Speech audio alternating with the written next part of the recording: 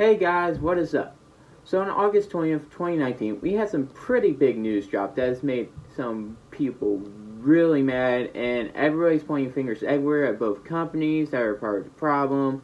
So let's talk about what everyone's been talking about for the past 2 days, which you know is the Spider-Man controversy.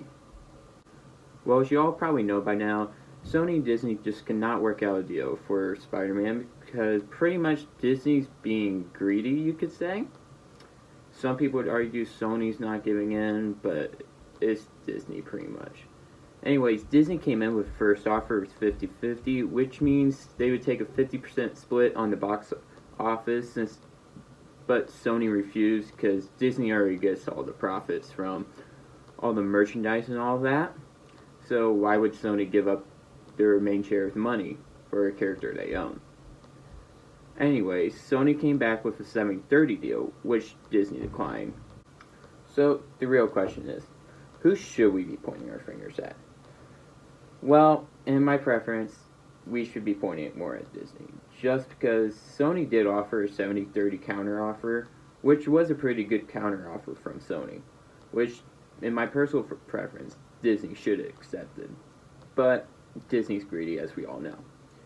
But anyways, we really should just be pointing our fingers at both of them, because they're two companies trying to make a deal.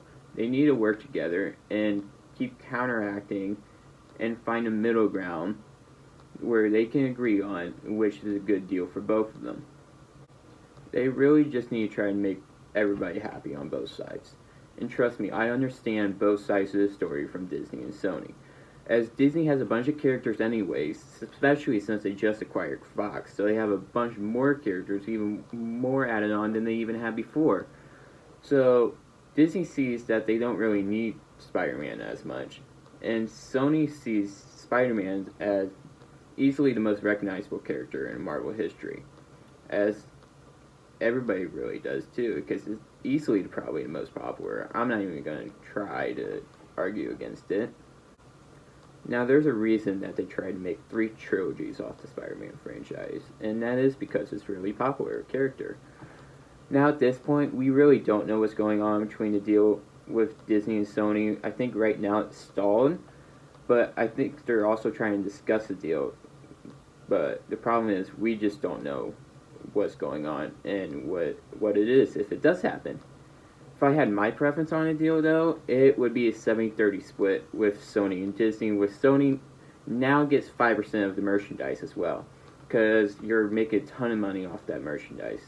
But Marvel can now also use all the Spidey properties in their franchise. So I'm kind of doing theory where it's a win-win for us, the customers, the people that are going to buy and go see the movie and buy the merchandise.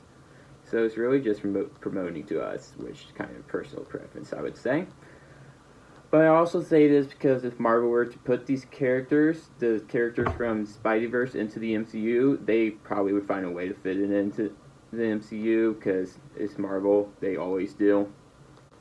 And also, I think Sony would still generate as much money doing this as they do in their own solo films, maybe even more what they would do with their own solo films, with Venom 2 and Into the Spider-Verse 2. Also, some other things that have happened with Tom Holland and Marvel, since the Marvel-Sony controversy has broken down, is that Tom Holland has unfollowed Sony on Instagram. I know it's not that big of a deal, but it's still news, and news is news. Also, the Tom Holland Sony director for Uncharted has left the franchise. We don't know if it's because of this, but some people are thinking it is.